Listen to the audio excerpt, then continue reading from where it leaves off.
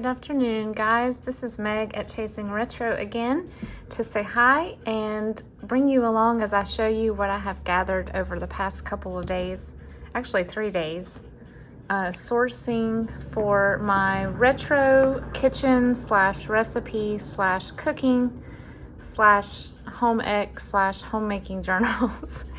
They're really gonna have a kitchen theme overall. And they will be, I haven't decided yet, but one or two of them might have more of a theme that's focused just on the kitchen itself. And the other two, I hope to do 4 is what I'm saying. The other 2 will be recipes, like a place that you would put your own or your family's cherished recipes. I wanted to show you first this package that I received today. I ordered a journal from a seller on Etsy that I've been following for a while. Her name is Just So Dear, and she makes the most adorable things. I've been following her for a while and looking at the things that she puts in her shop. And there was one journal in particular, sort of a smallish journal, but I had my eye on it and I watched it for a while and I decided to go ahead and order it this week or last week. So let's see what it looks like in person. Look at that. That is just so adorable. Backed with fabric. And then this card, this must be the thank you card. It's got a beautiful ruffle on the front. Oh no, it's not a thank you card. It is a journaling card, which is amazing. So it looks like she has just sewn 2 pieces of cardstock together. That is great. And then she's put that beautiful ruffle on top.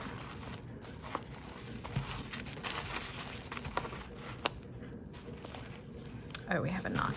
Let me see if I can take it off without cutting it, because I like to save this twine.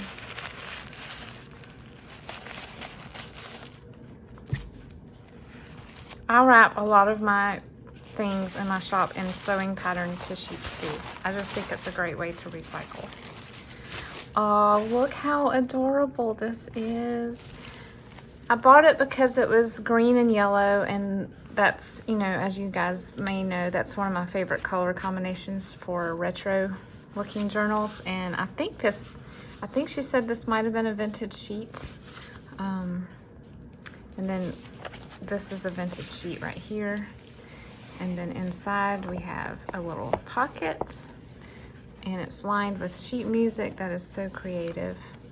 I bought this as a place to, I'm reading through Psalms right now, and I wanted a place that I could write out some of the Psalms and write down some of the things that I'm learning about the Psalms. I do write in my Bible in the margins, very tiny, but sometimes I wish I had a little more room to write, and so this will also be something that I can keep and remember that this is the span of months that I did read Psalms, and I can go back and refer to it later. So this is fun paper. It feels kind of like the paper you use when you move, but maybe it's been dyed or something, because it feels like it's been wet at some point. It may just be very lightly tea stained. Some graph paper. This looks like some dyed blue paper. Notebook. That's fun. It's almost like a certificate paper. There's some pink. Some really cute edging here. Some blank music staff paper. I have never found this in a thrift store or anywhere. I don't know why. There's just some things that are elusive to me, and that's one of them. I love this fabric right here. Engineering paper. And then she's made a staple pocket center page with a dictionary page. Folded it over a couple times for weight. And then the little string in the middle. This is just so adorable. This is perfect for my needs.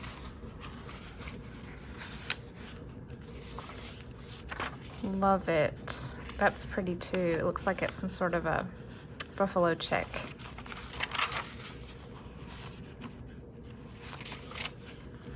And then she's got her name up here too. So cute. Yay, I'm excited to start using this. Okay, so let me set this aside. I will be reusing this paper too. As many of y'all know, I'm gonna do another craft space tour soon because I've redone some things since the last one. But I have a drawer in my desk that I use as a file drawer. I don't really have a way to keep the files upright, turn the way that they normally turn. So I turn them sideways like this. When I look to my left, they are turning away from me. And I have like themes and folders, and this one, as you can tell, has been the folder that has been accumulated into the most. I think when I first started junk journaling in 2021, early 2021, that was what I wanted to focus on, was kitchen and recipe, just because it's familiar and it seemed easy to me. And then I never did one. Literally never did. I got distracted by themed journals and spring journals and eclectic journals and color journals, and so I never went back and did that. But I'm going through it now, and I'm excited to put a lot of these to use.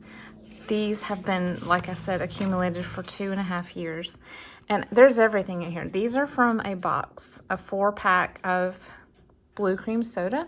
I grew up drinking blue cream soda, but I was only allowed to have it at Christmas time. I don't know why. We just weren't big soda drinkers.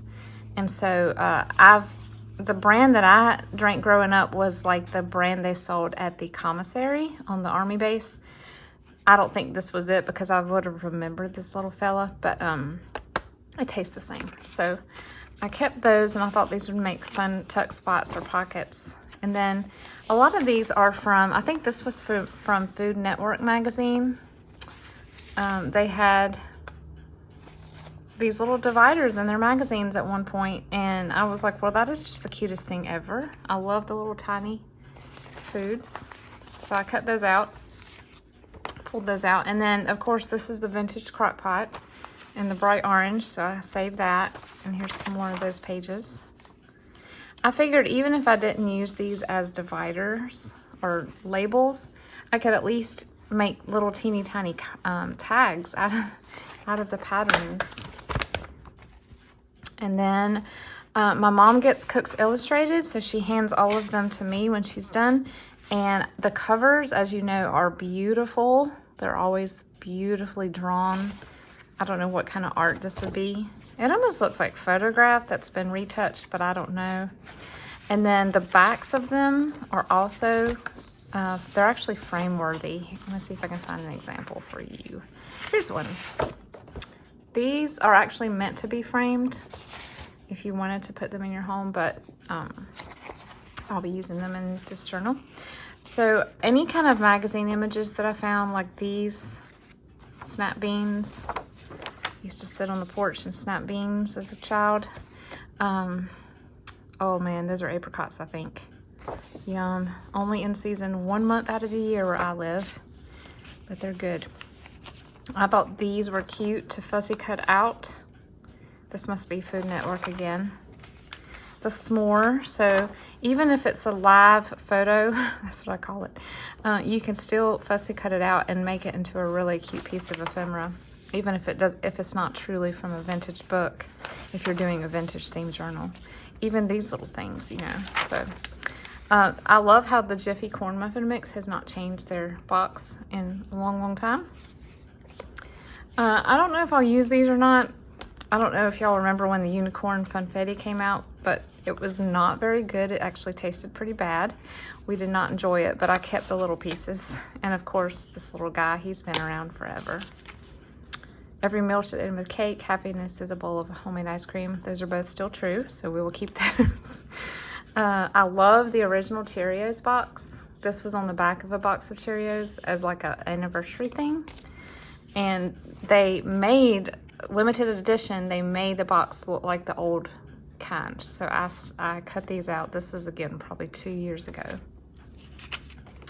My husband is a coffee connoisseur, and he went to Stumptown at some point, which I think is only on the West Coast. and I cut this off of one of the bags. Duke's mayonnaise, it runs deep in my family. My great-granddaddy worked for them. So technically I'm not allowed to eat any other mayonnaise, and any other mayonnaise is inferior to Duke's. I'm just kidding. But I am seriously, I don't eat anything else personally. You can eat whatever mayonnaise you would like. But Duke's is a staple in our house, and I love it mainly because it's sugar-free. That's one thing that I just don't think should be put in mayonnaise is sugar. These came, I did this because that's my actual name, and I thought that was really funny. I think this was in a box of Korean treats that we got our daughter one year for Christmas. So this was a box of butter, throwing back to 2020 when we couldn't find any of our local, our necessary items in our grocery stores. We had to buy more expensive premium items to get what we needed. And one time I had to buy this very expensive Amish butter because we really wanted cookies. And I was like, well, I'm going to keep this box because it's pretty. So we did. You're never too old for cookies and milk. Here's a really old Minute Maid container. See, these little guys like this make great altered paper clips. That's probably why I saved that. Here's an old ad for our microwave. Nabisco, put that in the corner of a page. Y'all, look at this. I bought spinach in a can just so I could get the label off of it. I grew up loving to watch Popeye, and I had an olive oil coat when I was in kindergarten. So, and then this is the British, or actually this is the Irish beans. We like to eat English breakfast sometimes as supper. And I'll buy these beans, and I thought that would be a fun addition. This, y'all know what this is. See, any little thing like this you can use in a journal. This has been unchanged for many, many years, so who's to say that this is not vintage? Well, the font's not really, but it would still fit in a vintage journal. This is from a magazine, an old magazine. I grew up eating salmon and grits. I guess most people call it salmon, but I grew up calling it salmon. But we had, it's like a fried fish cake, and we served it with grits. And I know a lot of people make salmon stew. So this is from a can of salmon that I bought. I cut that out for just the cake. And of course the watermelon, dried chilies, and then here's just a bunch of tiny stuff. If we go through all of these, we're gonna be here all day, but okay, this is one of those decals that you used to be able to, I don't know if you would adhere it with water. Yeah, kind of like a temporary tattoo, but these would have been something that you would put maybe on the front of a toaster or your cabinet doors or your bread box in the 1950s kitchen. I got this in an ephemera pack, and been hoarding it since then. This is from a book that I love called The Way Children Learn, or They Want to Learn. I think it's called They Want to Learn. Children Want to Learn, something like that. But the images are so mid-century, and that was a kitchen one. Here's a lady peeling apples. This is from the Jessica Seinfeld Hidden Vegetable and Fruit Cookbook, if you know what I'm talking about. There's a lot of cute little fussy cuts in that book. These are just little ads that I found. Fermentation. These little pen and inks came from Cooks Illustrated as well, I think. This is from a science textbook. Just some fruit. I use these in some Bible journals, I think, and also the strawberry journal, but I didn't know I had 2 more. They're in there. This is probably from a magazine. These are from Children's Readers. Are they not so cute? Science book again, kind of like a home ec or a nutrition chapter. Here's all the little pieces. This is from a church cookbook. Another lady, she is cutting biscuits. Yum. I love this. This is Cooks Illustrated. It's like a deconstructed hamburger. Condiments. the back page of one of those cookbook pamphlets, I guess you would say. This is a V8 booklet, and I thought I could... Some of these things I'm going to leave whole and just tuck in the journals as ephemera. Well, I've already cut something out of that. Images like this, with ladies at the grocery store, I'm kind of torn between, do I use it in this journal or do I put it in my vintage retail folder, which I want to make a vintage retail journal. So we'll have to decide that. Jello, of course. And then these things I just put in here whole, and I was like, I'll go through them later. I got these at a churchyard sale. These are evidently from a home ec teacher, and she had donated them, and there's handwritten stuff in here, y'all. I'm telling you, if ever there was a journal that Meg should have made and is way overdue to make, it is these. So I'm probably not overestimating when I tell you that I probably have enough stuff to make more than 4. And I'm probably going to do 4 now, and then maybe in 6 months or so I'll do more, because it just keeps going. I love it though. It's one of my favorite themes. It makes me think of my grandma so much when I look through this stuff. And then I have a Park C catalog, and there are just beautiful images in here of fruits and vegetables. So fun. Okay, so that's the folder that I haven't been through to sort, but I just know that there was stuff in here, and there is. Here's what I have sorted. This stack right here is all whole pages that I want to use, most probably whole in some way, whether or not I like if it's a brittle page, I will glue or sew down to a more sturdy page, or I'll do like most of the time where I'll turn it sideways and fold it into the signature. Or if it's in a binder journal, which I'm going to make some non-binder, some binder, I'll just punch holes. So these are my whole pages. Look at that. Then I'll put my glasses on. I've got just, in fact, these should have been over here with this. Nope, I put them on the floor, good. Beside me on the floor, I have some more of these. These are just some of the booklets that I just didn't want to cut up until I needed to. So as I go and decorate the journals, once they're already together and I start making the pockets and cards and everything, then I'll go through here and be like, okay, I'm gonna cut this out and make a pocket out of it. But I was afraid to cut everything and then regret it later, regret that I didn't have any whole pages that I can use in the future. This is my stack of, I guess you would say, true ephemera, and this is just from my boxes of recipe books. I have not gone through my quote ephemera box yet, but this is just stuff that I will be tucking in whole as ephemera, like these little butter cookies. I don't know if I'm going to put the whole thing in there. I may separate it, take the staples out, and put in a leaflet. But handwritten stuff that I just found tucked into these. Xeroxed is what I'm trying to say. A Xeroxed copy on legal paper of napkin folding. A very old hotel recipe booklet, and then a refrigerator ad.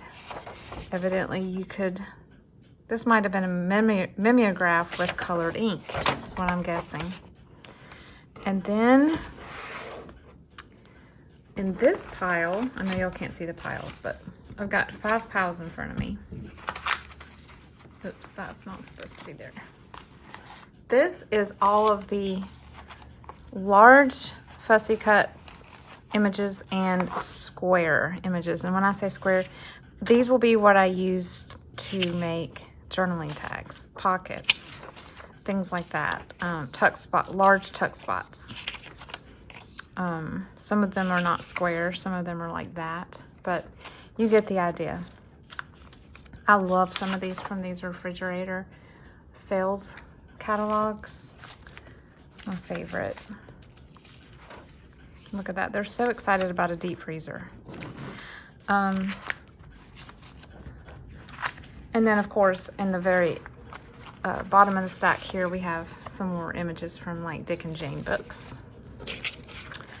And then the last little pile in front of, oh, nope, next to last pile is small fussy cups.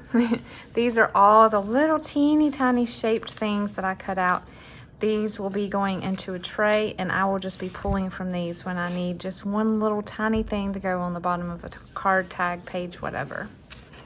There's even a sewing pattern lady in here. And then the last pile, it's not a huge pile, but it is one nonetheless. These are all of the offcuts when I cut all of this other stuff out. These are just things that were too pretty to throw away. These will be going into a masterboard. So masterboard, you want to have sort of a blend of some rough looking stuff on the bottom, you know, mostly words, things that kind of blend into the background. And then on the top, you can put things that are more, you know, once I get the base of the masterboard, then I can start adding things like this on top of it and then cut it out according to what I need. Oh, this too. For the covers, undecided. I just got this one. You guys remember that one probably from the book sale that I went to. This is beautiful. Obviously this would be just a regular journal, not a binder, but I just love it. That's a possibility. I love this cover, and I love the shape and size of this one. I thought maybe this might be a fun one to remake. Not sure. I just love the blue though. That'd be really fun to work with, and you could do some fun fabric as the spine on that one. Possibly this one. This one is one of my favorites. I don't know how hard it'll be to cut this one apart because it's in such great shape, but it would be such a cute book, I think. I mean, it's just art. It's a little dirty. I can clean it up, but it's just ready to be a journal. You guys are probably going to recognize a lot of these. I probably will not do this one. This one's a good bit bigger than the others. And though I do make large journals, they just kind of frustrate me.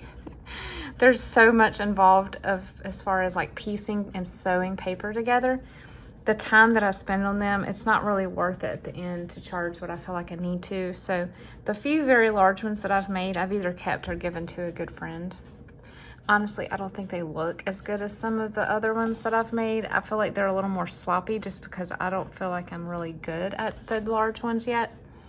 I love watching people on here that make them. They're just so talented, and I'm like, I'm going to make one of these, and then I try and it just looks like it's all shifty and it's just like a big failure. So I'll use that one for ephemera only.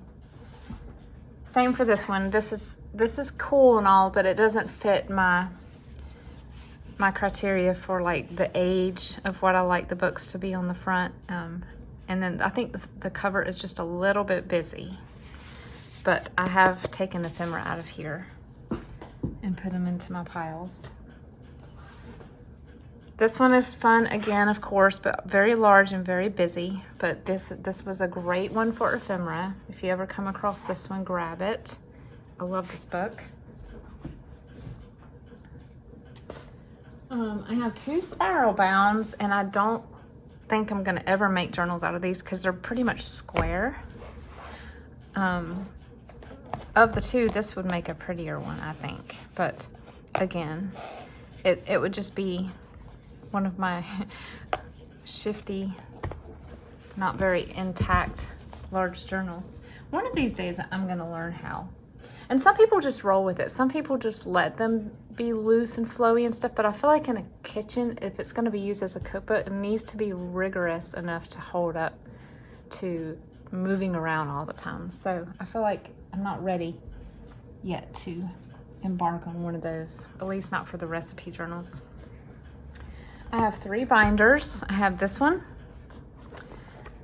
the classic Better Homes. I love that there is the burn mark of a stove eye. I just think that makes it cooler.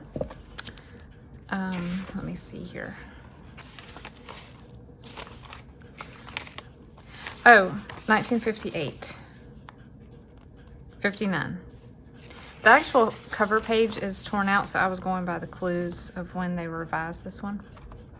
I did forget to tell y'all that I will be making a 5th one, but it is a custom order, and the customer is actually mailing me the binder she wants me to use for hers. So I will show that one separately, of course, but it will not be, it's not going to be made out of any of these that I'm showing y'all. And it's going to be a little bit different in subject matter and theme, but I'll be using a lot of the same stuff. This one is much loved. I'll have to reinforce the spine if I use this one. I may not because of that. This one is 1965. So I don't know which of these is.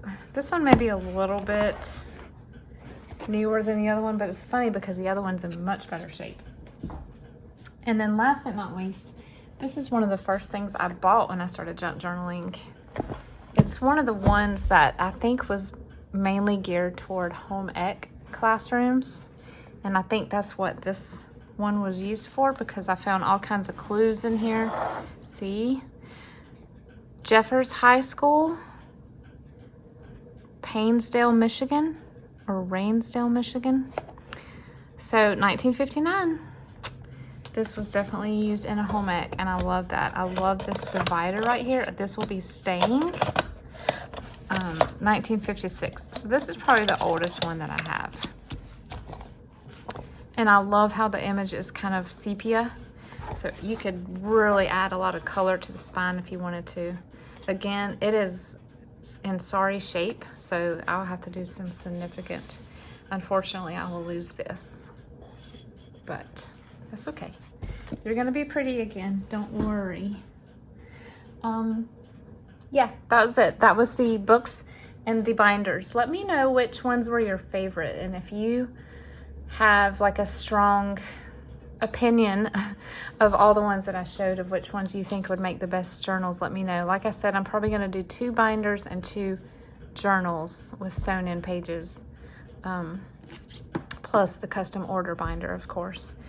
But yeah, this is a biggie, y'all. This is I'm a little intimidated, honestly, and I think this batch is going to take me quite a while. Maybe once I get going, I can get into a rhythm and into my normal groove. But right now, I'm just a little bit overwhelmed with everything and trying to figure out, oh my goodness, how am I going to do this? So I did want to say I love using digitals, and I love using digital paper because it allows me so much freedom in choosing colors and patterns. But with cookbook journals, I know that they're going to be in a kitchen and they will have water and other things possibly splashed onto them. And printer ink doesn't really like that. So I have ordered a few scrapbooking kits that are retro kitchen and baking themed. You've probably seen them. There's not that many out there. Cartabella makes one. Echo Park makes one. So I've ordered a few of those. They are on the way. Those will be a lot of the cardstock pages in these journals. If I do digitals, it will probably be something that is, will tuck nicely away and not just be sort of exposed to elements while you're cooking. Except, of course, that one card, like if you turn it over, there's a recipe. But I am going to try to be very careful about limiting how many digitals I do in these. That will probably make the price point a little bit higher because of that, but I want these to be journals that last. There are certain digitals that I really want to use, and a couple of them come from KB and Friends. I love her stuff, It is just perfect for these journals. It is right up my alley as far as the retro 50s cooking theme. So there will be digitals. I'm just going to be careful where I place them, and possibly might use this stuff as a protectant. I do this sometimes if I know something is going to be possibly exposed in some way. This holds the printer ink down and makes it permanent, gives it a nice seal. So that is my little window into what I've been doing the past few days. Behind me looks like a cyclone, so I'm not going to show you that. But once I get my groove and my organization where it needs to be, I will be doing another craft space tour and update you guys. A couple of you have asked how I store and organize my papers and my fabrics and stuff, so I'll show you that at another time. But thanks so much for sticking with me today. I know today was sort of a long one, but I had a lot that I wanted to show you. Go check out Just So Dear, her shop on Etsy. I will link her below and give her some love as well. And I'll see you guys in the next one. Bye.